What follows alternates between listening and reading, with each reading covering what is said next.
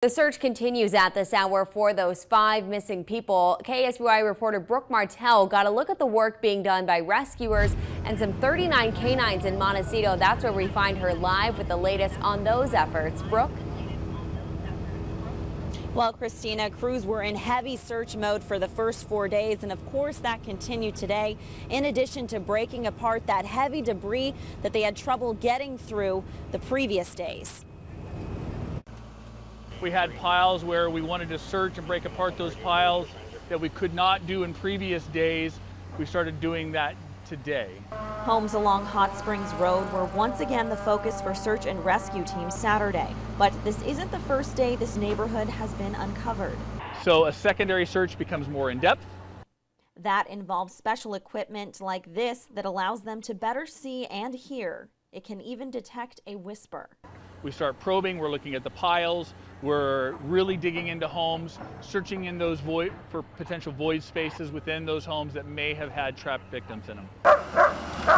These crews are also getting help from search dogs like Asta. They're called air scent dogs. They don't need to hit every spot of terrain, they just need to hit the air above it. So, and try to pick up that odor of a live person trapped in the rubble.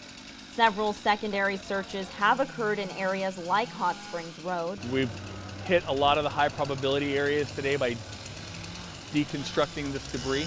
And the next few days will involve a shift in focus. Now we're probably going to start going to those lower probability areas and doing the same.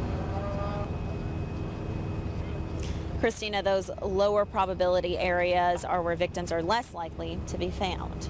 All right, Brooke, and it's hardly recognizable, but you're standing along Highway 101 right now. Do we know when that highway will reopen for commuters?